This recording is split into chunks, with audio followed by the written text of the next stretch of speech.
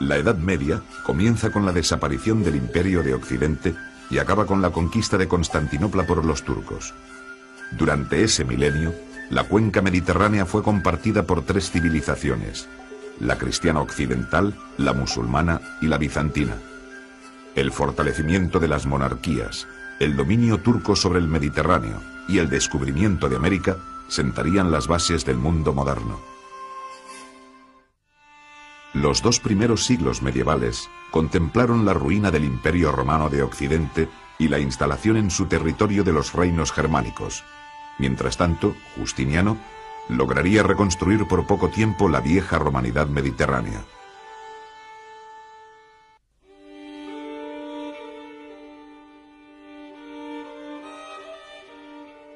Mientras, en los umbrales del siglo V, el Imperio Romano atravesaba serias dificultades económicas y sociales, al otro lado de la frontera del Rin y del Danubio, vivían los pueblos germánicos. Estos, organizados en clanes y tribus dedicados a la agricultura y el pastoreo, estaban muy bien preparados para el combate. Los jefes germánicos se rodeaban de un séquito de guerreros con los que repartían el botín obtenido en sus incursiones. Algunos de esos pueblos bárbaros, como los godos, profesaban ya el cristianismo arriano y desde tiempo atrás habían establecido contactos con Roma. A raíz de las grandes migraciones que tuvieron lugar en ese siglo, los pueblos germánicos penetraron en el imperio, llegando varios de ellos a convertirse en federados del mismo. Tal fue el caso de los visigodos, que acabaron por instalarse en el sudoeste de Francia, y de los vándalos, suevos y burgundos, estos últimos localizados en el sudeste de Francia. Por su parte, anglos y sajones se instalaron en Inglaterra, procedentes del sur de Escandinavia. Después de la deposición del último emperador de Occidente, los ostrogodos formaron en Italia el cuarto y último reino federado. Así, a finales del siglo V, el desaparecido Imperio de Occidente era gobernado por 4 pueblos germánicos federados de Roma.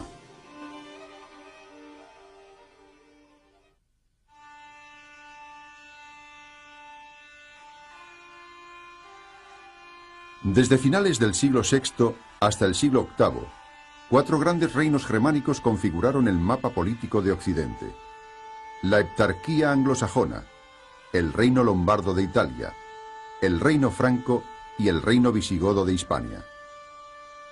Si bien con ciertos matices diferenciales, los 4 reinos presentaban unas características comunes en el aspecto económico, social y político. El peso de la actividad agrícola y pastoril relegó a un segundo plano el papel del comercio y de la vida urbana, mientras las jefaturas militares y sus guerreros adquirieron gran importancia. En el plano político, la concepción patrimonial del poder y los repartos sucesorios imposibilitaron la estabilidad de las monarquías. Tras la conversión de los 4 reinos al catolicismo, obispos y eclesiásticos se convirtieron en colaboradores de los reyes y en estimuladores de la vida cultural y artística. La debilidad de estas construcciones políticas ocasionó su ruina a lo largo del siglo VIII. En el caso del reino visigodo, una profunda crisis interna imposibilitó la resistencia frente a los árabes. La heptarquía anglosajona, aunque consiguió pervivir hasta mediados del siglo XI, estuvo muy pronto condicionada por las invasiones vikingas. Solo los francos, revitalizados por la dinastía carolingia, lograrían la hegemonía sobre gran parte de Occidente, acabando con el dominio lombardo en Italia.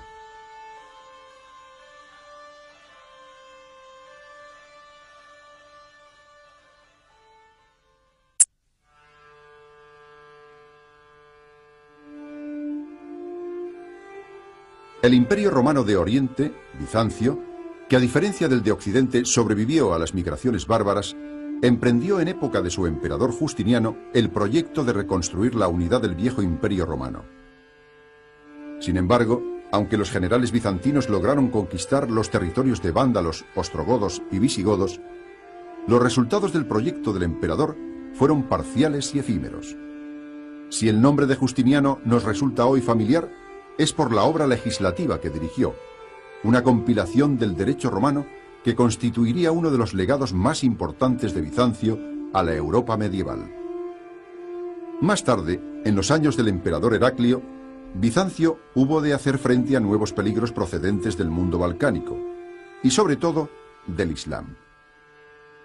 Si bien la expansión musulmana le arrebató los territorios de Persia, Egipto y Siria, Bizancio supo reorganizarse militarmente, defendiendo Constantinopla mientras acentuaba los rasgos helénicos en sus manifestaciones culturales y artísticas.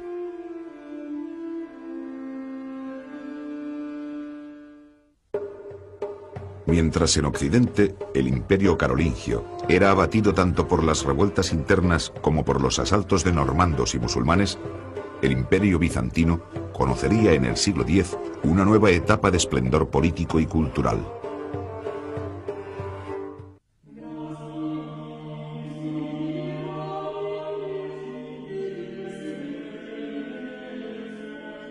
A mediados del siglo VIII, el mayordomo de palacio Pipino el Breve depuso al último monarca merovingio y con el apoyo del Papa se proclamó rey de los francos.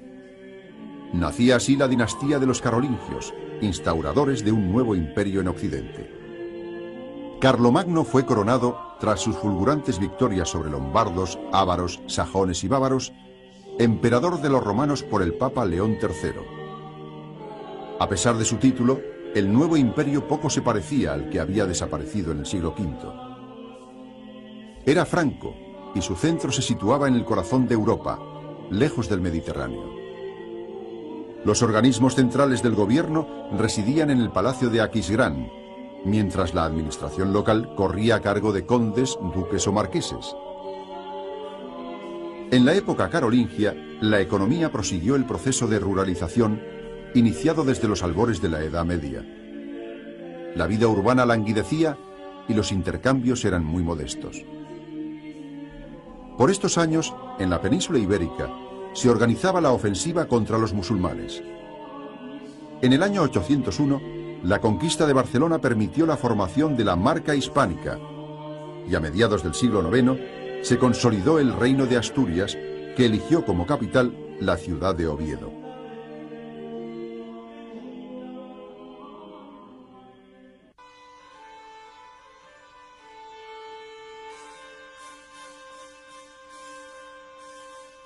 El período comprendido entre mediados del siglo IX y los umbrales del año 1000 es uno de los más convulsos de la historia del Occidente medieval.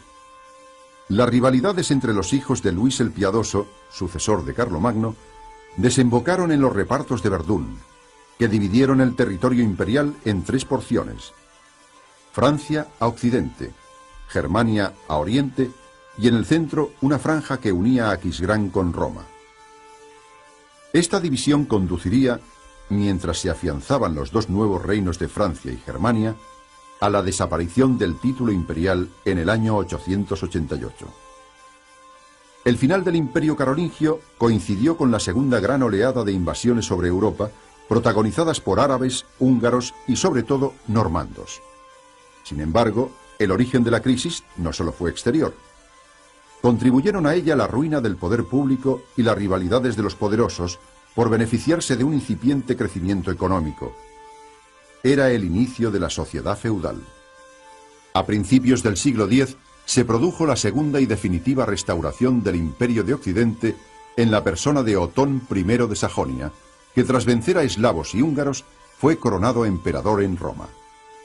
Por estar centrado en Germania e Italia, el nuevo imperio recibe el nombre de romano-germánico.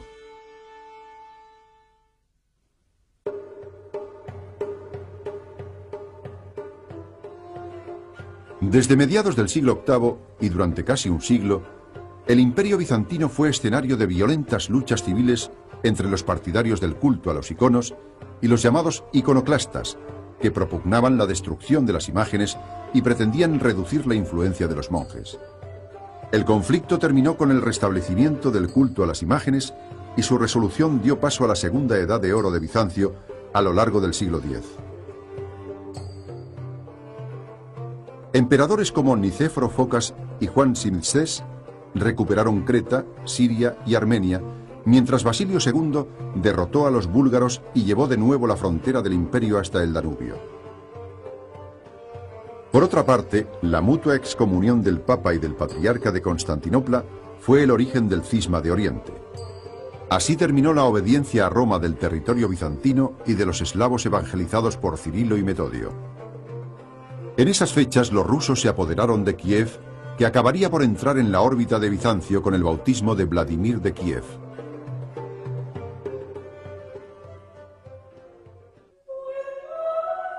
El crecimiento demográfico y el dinamismo económico de la sociedad occidental, así como el desarrollo de una clase feudal agresiva, acabarían por invertir la relación de fuerzas en todo el Mediterráneo, hasta entonces favorable al Islam y a Bizancio.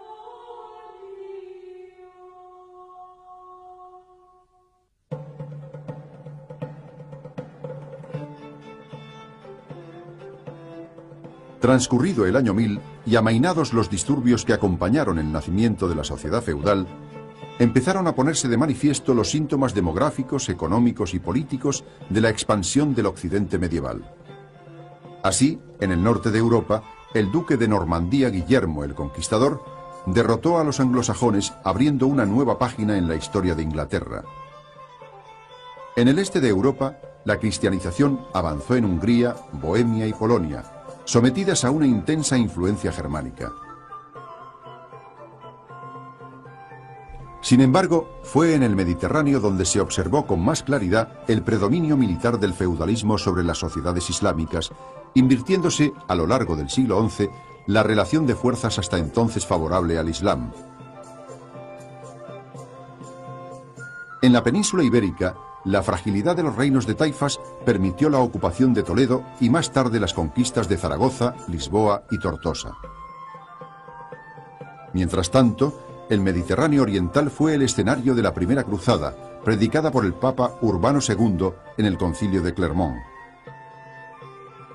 Tras la conquista de Jerusalén y de otras ciudades y puertos de Siria-Palestina, los cruzados trasplantaron al corazón del Oriente Islámico las estructuras sociales y políticas del feudalismo y de la latinidad occidentales.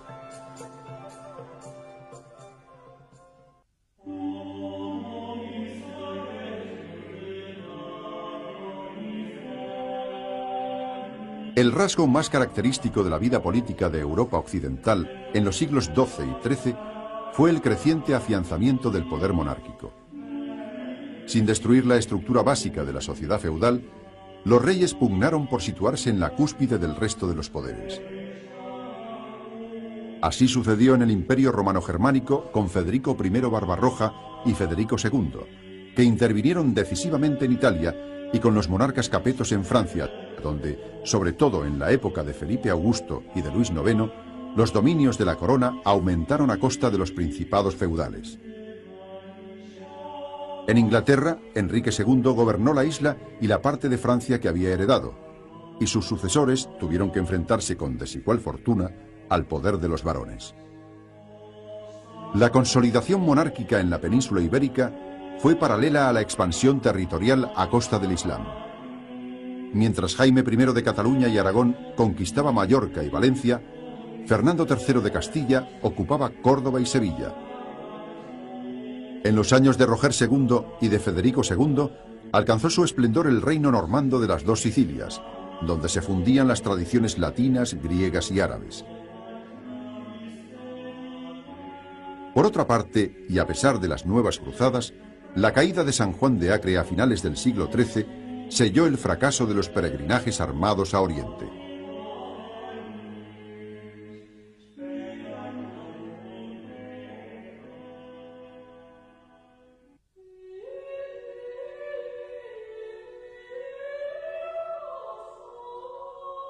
Desde mediados del siglo XI y tras el período de apogeo bajo la dinastía macedónica, Bizancio comenzó a mostrar signos de crisis. Por un lado, el afianzamiento de la aristocracia terrateniente lo condujo por la senda del feudalismo. Por otro, los turcos selchukíes arrebataron al imperio parte de Asia Menor. Finalmente, Bizancio acabó por perder su independencia comercial cuando Alejo I confirió importantes privilegios a los venecianos. Los intereses de Venecia determinaron también el desvío de la Cuarta Cruzada, que concluyó con el brutal saqueo de Constantinopla y la desmembración del territorio bizantino en dos imperios, latino y griego, cuya posterior reunificación fue posible gracias al auxilio de los genoveses. Por otra parte, a mediados del siglo XIII, las tribus mongolas, anteriormente unificadas por Gengis Khan, destruyeron el Principado de Kiev y realizaron violentas incursiones en Polonia, Hungría y Serbia. A partir de este momento, los principados rusos quedaron bajo el dominio de la Horda de Oro.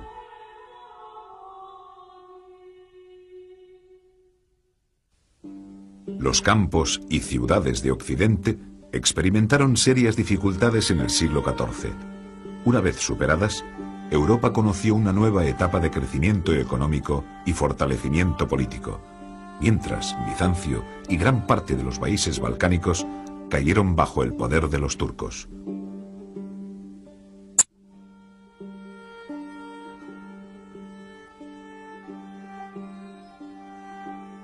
El hambre, la peste y la guerra fueron compañeros asiduos de los hombres y mujeres del siglo XIV, uno de los más dramáticos de la historia de Europa. Una serie de años de malas cosechas ocasionaron terribles hambrunas.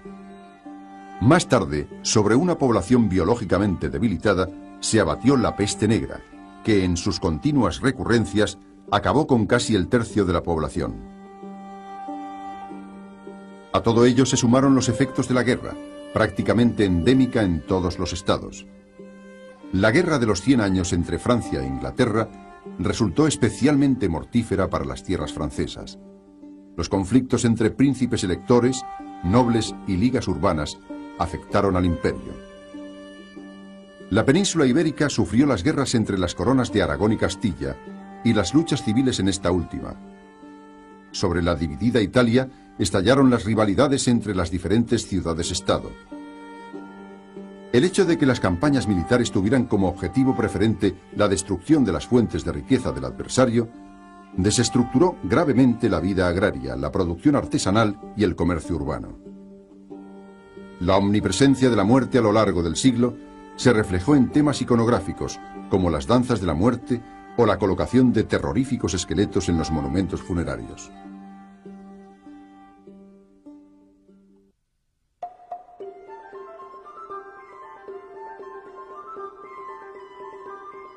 Durante el siglo XV, la victoria de la realeza frente a los poderes señoriales permitió la formación de unas sólidas construcciones monárquicas que prefigurarían los estados de la época moderna.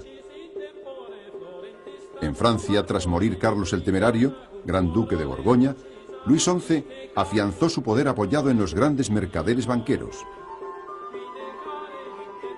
En Inglaterra, la larga guerra de las dos rosas produjo un debilitamiento de la nobleza que permitió la subida al trono de Enrique VII, Tudor, impulsor de la ganadería y del comercio marítimo. Por otra parte, el acceso al imperio de Maximiliano de Habsburgo, con su fabulosa herencia, permitiría la fortuna de la Casa de Austria en época posterior. En el caso de Italia, los conflictos internos entre ciudades-estado y signori, como los Médicis o Sforza, favorecieron la intervención de las potencias extranjeras. De esta forma, la rivalidad entre la corona de Aragón y los Anjou por el reino de Nápoles preludió el enfrentamiento franco-español de la época moderna. En la península ibérica, el matrimonio de Isabel de Castilla y Fernando de Aragón supuso la unión dinástica de las dos coronas, permitiendo la conquista del reino de Granada, mientras el monarca portugués Enrique el Navegante estimulaba expediciones a África. Después del viaje de Colón, Castilla y Portugal se repartieron el Nuevo Mundo en Tordesillas.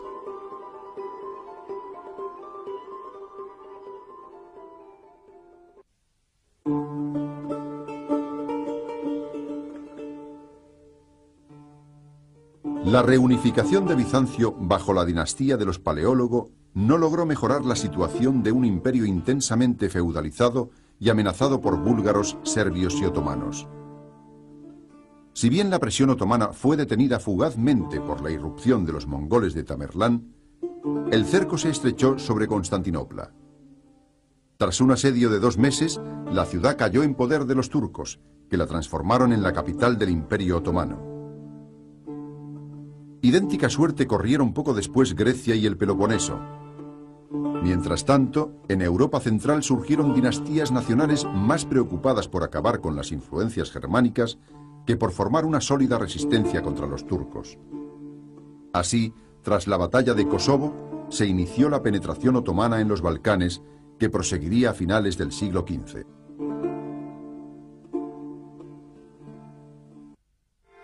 Una sociedad eminentemente rural y moldeada por los vínculos feudales de dependencia.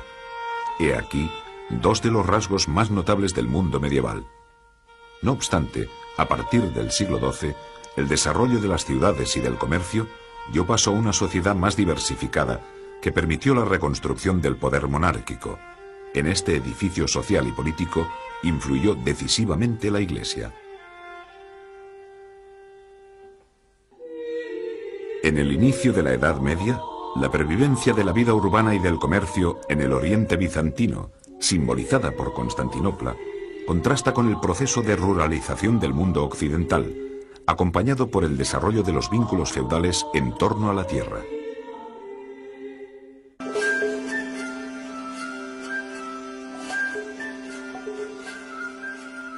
Fundada en el año 330 por Constantino, Constantinopla simboliza la historia del Imperio bizantino.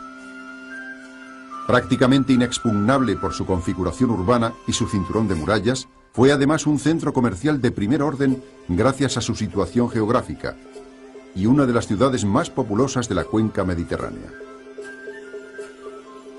Sus talleres y tiendas, situados a lo largo de una gran arteria central, constituyeron el pulmón económico de Bizancio. Constantinopla era el centro político del imperio.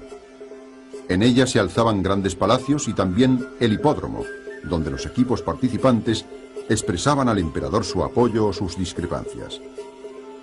La ciudad era también el centro religioso e intelectual, cumpliendo estas funciones desde edificios como la iglesia de Santa Sofía o la Universidad Estatal, foco de irradiación de la brillante cultura bizantina.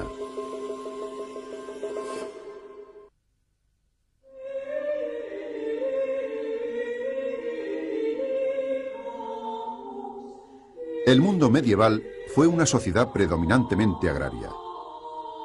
A partir del siglo XI, el crecimiento demográfico y el avance en las técnicas agrícolas conllevaron un aumento de la producción que repercutió en la relativa mejora de la condición campesina, ya que los señores tuvieron que reducir sus exigencias para atraer repobladores y colonizadores. No obstante, en el siglo XIV, la presión de la población sobre unos recursos socialmente limitados causaría el empeoramiento de la vida rural y el aumento de las cargas señoriales. Esta situación, añadida a las hambres, pestes y guerras, provocó importantes revueltas campesinas en toda Europa. Vuelta la paz, se inició en el siglo XV una nueva expansión agraria estimulada en gran parte por la demanda de las grandes ciudades.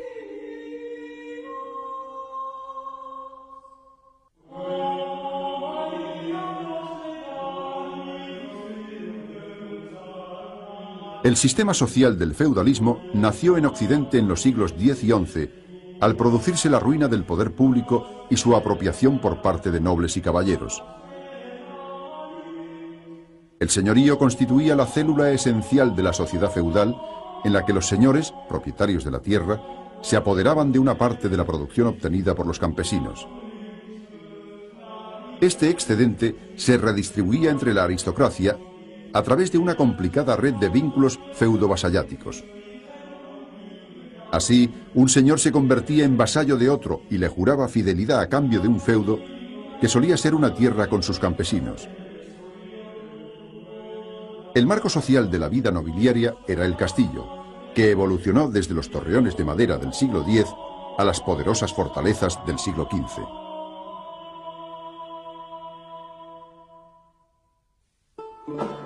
El despertar de Occidente, desde mediados del siglo XI, puede simbolizarse en el auge de las ciudades, en el desarrollo del comercio y en el nacimiento de una nueva sociedad urbana y mercantil.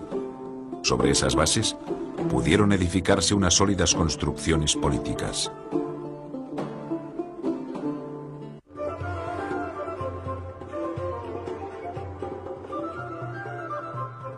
El desarrollo del comercio a partir del siglo XI revitalizó las viejas ciudades romanas y provocó el nacimiento de nuevos enclaves llamados burgos. Ya fuese de forma pacífica o mediante revueltas, su población mercantil y artesanal, la burguesía, llegó a obtener de los señores el derecho a autogobernarse y a regular la vida de la ciudad. Los artesanos estaban agrupados en corporaciones de oficios que defendían los intereses del grupo y velaban por la calidad y el precio de los productos. El gobierno de la ciudad, en un principio ejercido por la Asamblea de Vecinos, acabó con el tiempo en manos de los grandes mercaderes, lo que provocaría frecuentes revueltas del mundo artesanal. Las grandes metrópolis de la Edad Media fueron Florencia, Venecia, París y Brujas.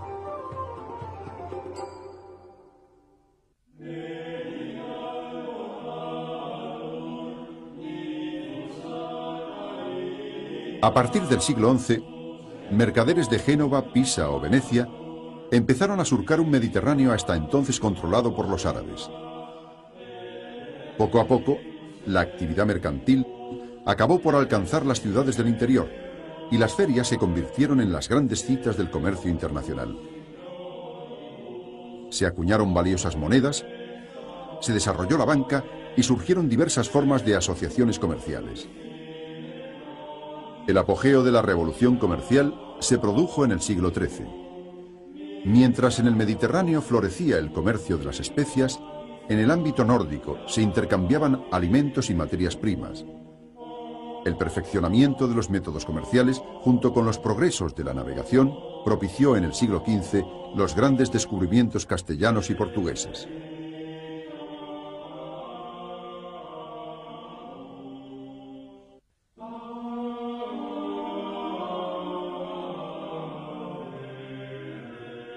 Enfrentadas a los poderes feudales, las nuevas monarquías occidentales consiguieron afianzarse a lo largo de los siglos XII y XIII gracias al apoyo de la Iglesia y de la burguesía, llegando a colocarse en la cúspide de la pirámide feudo-vasallática. Sin embargo, a partir del siglo XIV, los costes del crecimiento del Estado y de las guerras obligaron a los reyes a pedir nuevos impuestos que debían ser autorizados por los representantes oligárquicos del país. Así se desarrollaron las asambleas representativas, cortes, parlamentos, estados, que a cambio de otorgar la autorización, limitaban el poder del monarca en mayor o menor medida. Mientras en Inglaterra y la corona de Aragón el rey debía contar con ellas para legislar, en Castilla y Francia no lograron menoscabar el poder regio.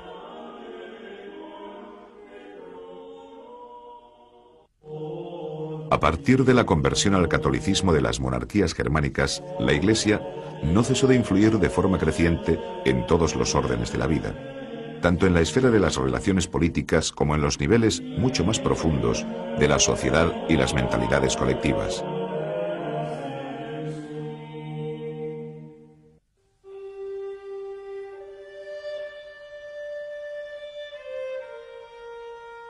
A partir del siglo X, las relaciones feudo-vasalláticas acabaron por contaminar a la Iglesia. La reforma de esta y el intento de subtraerla al poder laico provocaron en el siglo XI un enfrentamiento entre el Papa Gregorio VII y el emperador Enrique IV sobre la primacía del poder temporal o el espiritual. El conflicto prosiguió en el siglo XII, tanto en el Imperio como en Inglaterra, en las personas de Enrique II y Thomas Becket, y culminó en el siglo XIII cuando Inocencio III formuló la teoría de la teocracia pontificia frente al emperador Federico II. En los 2 siglos siguientes, el papado conocería una profunda crisis al trasladarse la sede papal a Aviñón y producirse después el cisma de Occidente.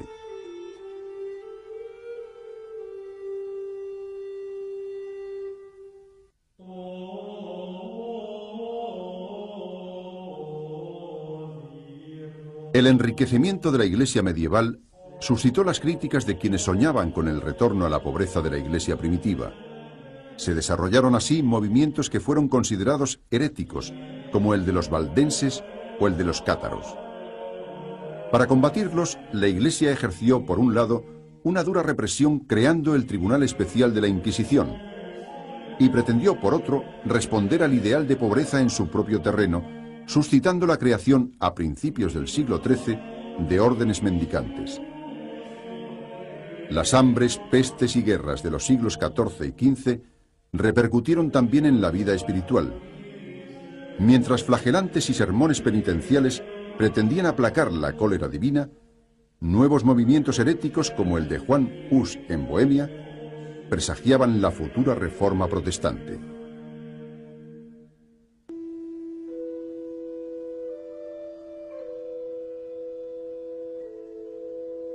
En torno al año 1000, la humanidad medieval vivía profundamente turbada. La proliferación de bandas armadas, el hambre, las enfermedades y los fenómenos naturales eran interpretados como signos del desencadenamiento del mal y presagios del fin del mundo. Ello explica el éxito de los comentarios al Apocalipsis y el auge del culto a las reliquias, que eran visitadas y veneradas en las iglesias donde se guardaban. Las peregrinaciones adquirieron así gran importancia. Jerusalén, Roma y Santiago de Compostela se convirtieron en los destinos más importantes, pero proliferaron por doquier santuarios a donde se encaminaban los peregrinos. Aparte de su motivación inicial, las grandes vías de peregrinación se transformarían en rutas de comercio y de difusión de formas culturales y artísticas.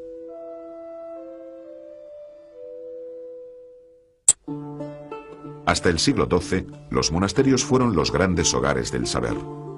Después, el legado árabe y judío fecundaría a través de Hispania a la cultura impartida en las universidades. En literatura y arte, la lírica trovadoresca, la épica y el románico reflejaron un occidente feudal y monástico, mientras el gótico, el humanismo y el arte del siglo XV expresaban los ideales nacidos en las ciudades. Durante los oscuros tiempos de las monarquías germánicas, la Iglesia logró preservar parte del saber de la antigüedad. Más tarde, desde la época carolingia hasta entrado el siglo XII, serían los monasterios los grandes centros de cultura del mundo occidental.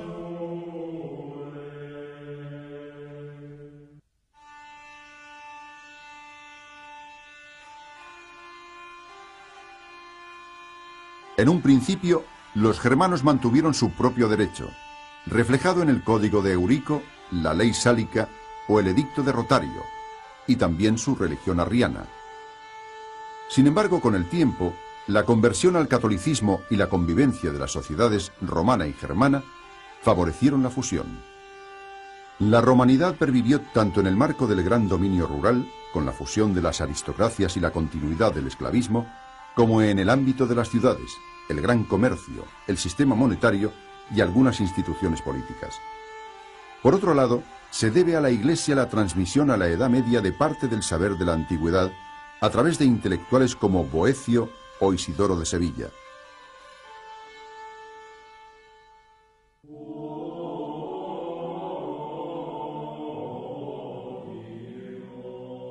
Carlomagno proporcionó la necesaria instrucción a los cuadros eclesiásticos y laicos que debían gobernar el imperio, reuniendo en Aquisgrán a intelectuales de Irlanda, Inglaterra, Hispania y Germania.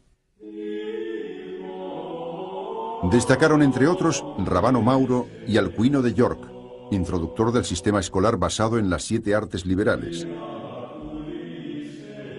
Mientras se formaban bibliotecas y se copiaban obras de la antigüedad, en el ámbito artístico se observó la influencia de modelos antiguos y bizantinos en casos como el de la Capilla Palatina de Aquisgrán o los mosaicos y pinturas de Saint-Germigny-des-Prés, Saint-Germain-d'Auxerre o Moustaire. De especial interés fueron también la orfebrería, que produjo espléndidos relicarios, y las miniaturas, entre las que cabe destacar el Salterio de Utrecht y el Evangeliario de Evon.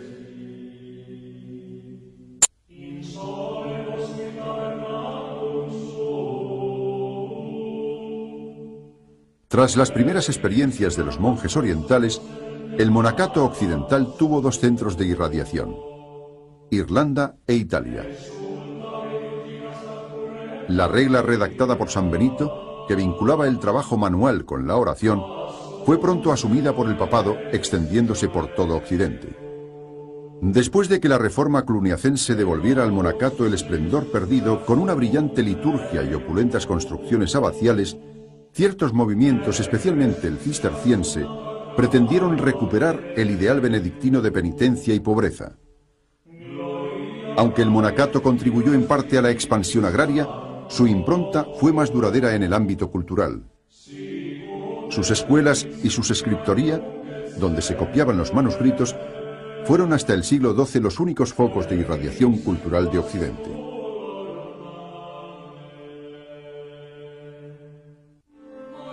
El desarrollo urbano conllevó el desplazamiento de los hogares de cultura desde los monasterios a las escuelas episcopales de las ciudades y a las universidades. La península ibérica constituyó un eslabón de primer orden en la transmisión de la ciencia árabe y judía al mundo occidental.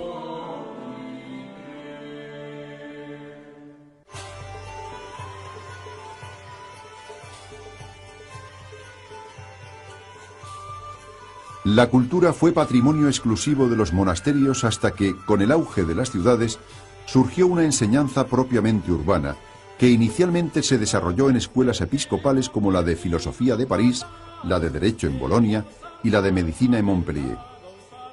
Las universidades, ya libres de la tutela episcopal, nacerían más tarde, unas a partir de asociaciones de maestros y estudiantes, como las de París, Oxford o Bolonia, y otras creadas por los monarcas, como las de Salamanca y Valladolid.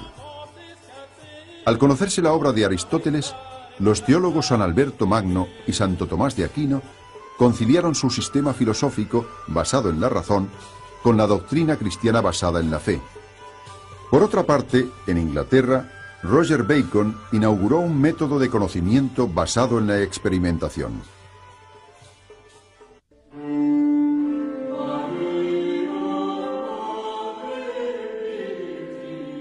La coexistencia en Hispania de cristianos, musulmanes y judíos impregnó la historia de la Edad Media peninsular.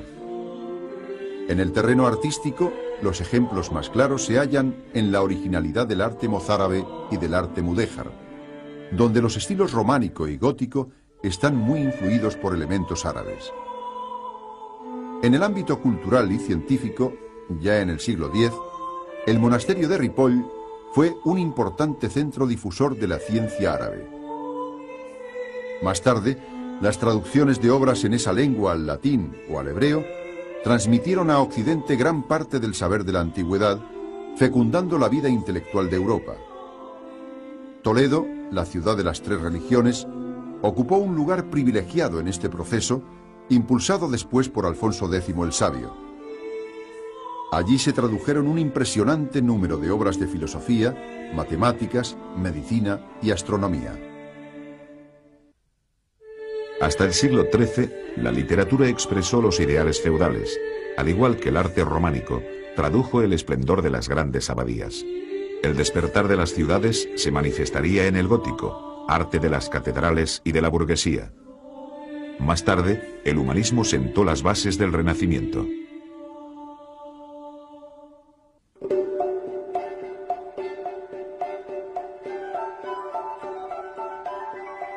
Junto a las obras escritas en latín, a partir de los siglos XII y XIII, se desarrolló una literatura escrita en las distintas lenguas vernáculas. Los principales géneros, transmisores de los valores de la sociedad feudal, emanaron del medio aristocrático. Los cantares de gesta narraban las hazañas de héroes de tiempos pasados o de poderosos linajes nobiliarios. La literatura caballeresca, ejemplificada en los relatos sobre el rey Arturo y los caballeros de la Mesa Redonda, contaba las proezas guerreras y amorosas de sus protagonistas. Por otra parte, el amor cortés, creado por los trovadores de Occitania y Cataluña y cantado por los juglares, se extendió hasta Alemania e influyó también en la lírica galaico-portuguesa. La burguesía desarrolló una literatura propia, cómica y satírica, reflejada sobre todo en el Román de Renard.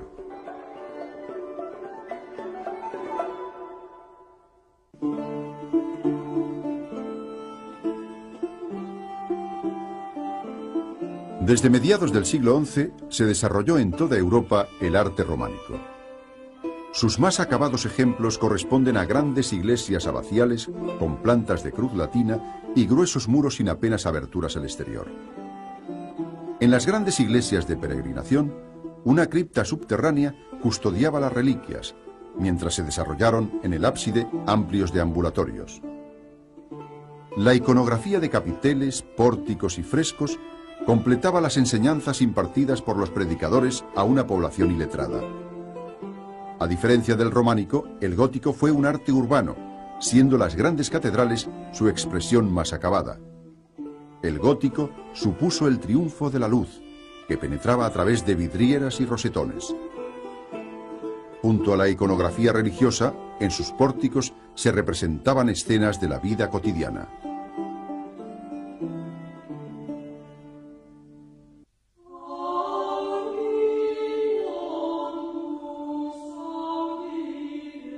Al iniciarse el siglo XV, se produjo una emancipación del espíritu laico respecto a la Iglesia. En las universidades fundadas por los reyes, destinadas a formar los cuadros burocráticos del Estado, se estudiaba en consecuencia más derecho que teología. Junto a la crisis de esta, se desarrollaron disciplinas apenas cultivadas anteriormente, como las matemáticas, la física o la historia. Entre las numerosas invenciones técnicas de la época, destacó la imprenta, que sería además clave en la difusión del nuevo humanismo. Los humanistas, para quienes el hombre era la medida de todas las cosas, buscaron en la antigüedad grecorromana los modelos a seguir en la literatura, el pensamiento y el arte que expresó esa nueva concepción del mundo.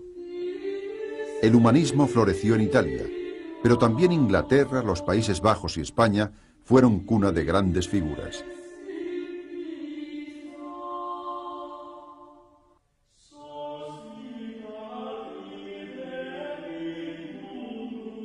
En el principio de la Edad Media, el mapa político del mundo cristiano se caracterizó por el desplazamiento del centro de gravedad desde el Mediterráneo, enseñoreado por el Islam, hacia el norte de Europa. Al final del periodo, la conquista de Constantinopla por los turcos supuso el fin del Imperio Romano Oriental, mientras las navegaciones atlánticas preludiaban la era de los grandes descubrimientos.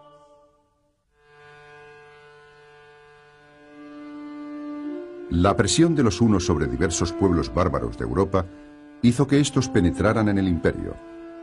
Los primeros en hacerlo, los visigodos, avanzaron hasta instalarse en Toulouse, donde formarían el primer reino federado de Roma. Simultáneamente, se desplazaban también otros pueblos. Los vándalos acabaron por instalarse en el norte de África, los suevos en el noroeste de la península ibérica y los burgundos en el sudeste de Francia.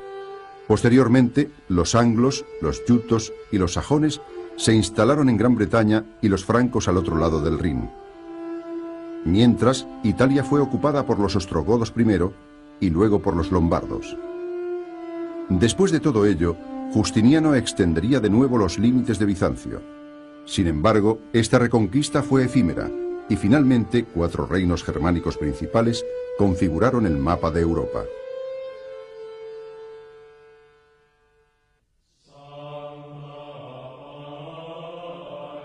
El imperio de Carlomagno sobrevivió poco tiempo a su fundador. Tras su muerte, el llamado Reparto de Verdún sancionó su división. Simultáneamente, sobre Europa se produjo una nueva oleada de invasiones. Los vikingos asaltaron Inglaterra y descendieron por las costas de Francia y de la península ibérica, saqueando a su paso ciudades y costas. Penetraron en el Mediterráneo, avanzando hasta Italia. Los magiares ocuparon zonas centrales de Europa y alcanzaron la península itálica. Por su parte, los musulmanes accedieron a las costas europeas, partiendo desde el norte de África. En el siglo X, Otón I fundaría un nuevo imperio a partir del ducado de Sajonia. Absorbiendo otros ducados y reinos, estableció finalmente las fronteras del imperio romano-germánico.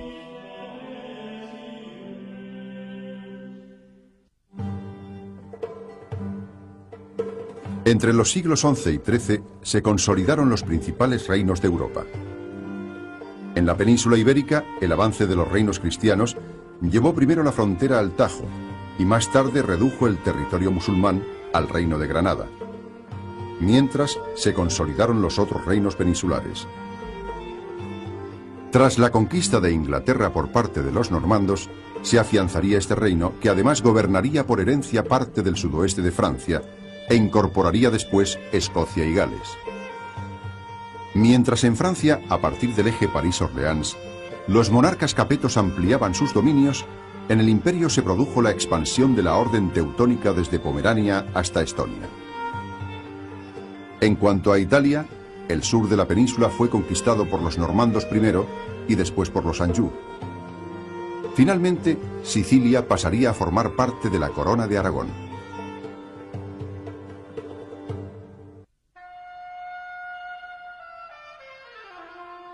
La Guerra de los 100 Años resultó en un principio favorable a Inglaterra, que acabó sin embargo por perder sus posesiones en Francia. En esa época se produjo también la ascensión del Gran Ducado de Borgoña. En la península ibérica prosiguió la expansión de la corona de Aragón con las conquistas de Cerdeña, Atenas y Neopatria, y finalmente del Reino de Nápoles. Dentro del imperio se observó en el siglo XIV el crecimiento de la Casa de Luxemburgo, que ocuparía momentáneamente el Reino de Hungría. Ese predominio fue contrarrestado por el acceso de la Casa de los Habsburgo. El Reino de Hungría acabaría por afianzarse como un gran estado, al igual que el que resultó de la unión de Polonia y Lituania. Por otra parte, los cantones suizos se independizaron del imperio.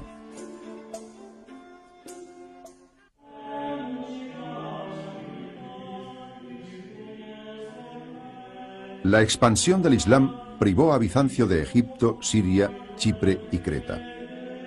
Bizancio debió, pues, defenderse de la amenaza de los musulmanes y también de la de eslavos y búlgaros, que llegarían a formar un breve reino.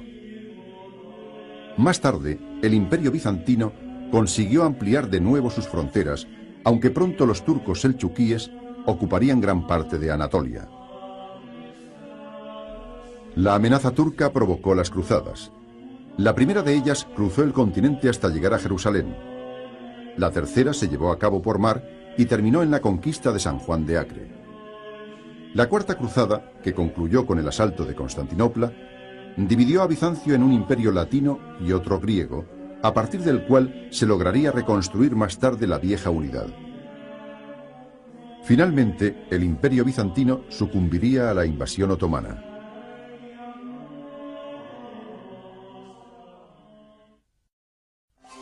La Edad Media comienza con la desaparición del Imperio de Occidente y acaba con la conquista de Constantinopla por los turcos.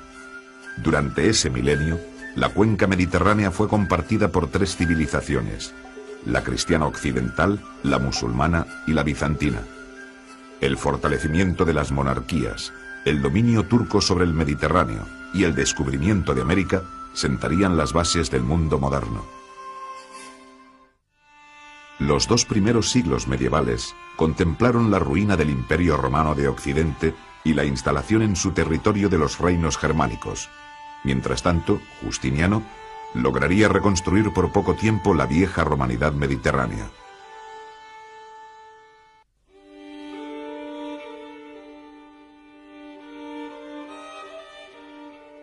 Mientras, en los umbrales del siglo V, el Imperio Romano atravesaba serias dificultades económicas y sociales, al otro lado de la frontera del Rin y del Danubio, vivían los pueblos germánicos. Estos, organizados en clanes y tribus dedicados a la agricultura y el pastoreo, estaban muy bien preparados para el combate. Los jefes germánicos se rodeaban de un séquito de guerreros con los que repartían el botín obtenido en sus incursiones. Algunos de esos pueblos bárbaros, como los godos, profesaban ya el cristianismo arriano y desde tiempo atrás habían establecido contactos con Roma. A raíz de las grandes migraciones que tuvieron lugar en ese siglo, los pueblos germánicos penetraron en el imperio, llegando varios de ellos a convertirse en federados del mismo. Tal fue el caso de los visigodos, que acabaron por instalarse en el sudoeste de Francia, y de los vándalos, suevos y burgundos, estos últimos localizados en el sudeste de Francia, unes en el aspecto económico, social y político. El peso de la actividad agrícola y pastoril relegó a un segundo plano el papel del comercio y de la vida urbana, mientras las jefaturas militares y sus guerreros adquirieron gran importancia. En el plano político, la concepción patrimonial del poder y los repartos sucesorios imposibilitaron la estabilidad de las monarquías. Tras la conversión de los cuatro reinos al catolicismo, obispos y eclesiásticos se convirtieron en colaboradores de los reyes y en estimuladores de la vida cultural y artística. La debilidad de estas construcciones políticas ocasionó su ruina a lo largo del siglo VIII. En el caso del reino visigodo, una profunda crisis interna imposibilitó la resistencia frente a los árabes. La heptarquía anglosajona, aunque consiguió pervivir hasta mediados del siglo XI, estuvo muy pronto condicionada por las invasiones vikingas. Solo los francos, revitalizados por la dinastía carolingia, lograrían la hegemonía sobre gran parte de Occidente, acabando con el dominio lombardo en Italia.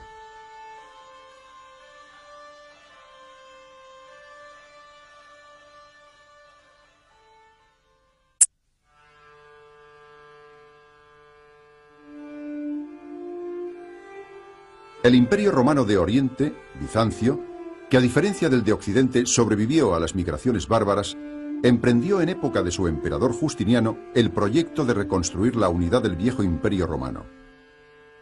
Sin embargo, aunque los generales bizantinos lograron conquistar los territorios de vándalos, ostrogodos y visigodos, los resultados del proyecto del emperador fueron parciales y efímeros. Por su parte, anglos y sajones se instalaron en Inglaterra, procedentes del sur de Escandinavia. Después de la deposición del último emperador de Occidente, los ostrogodos formaron en Italia el cuarto y último reino federado. Así, a finales del siglo V, el desaparecido Imperio de Occidente era gobernado por 4 pueblos germánicos federados de Roma.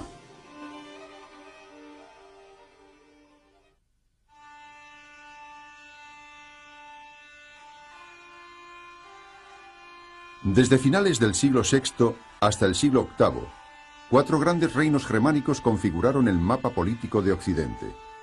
La heptarquía anglosajona, el reino lombardo de Italia, el reino franco y el reino visigodo de Hispania.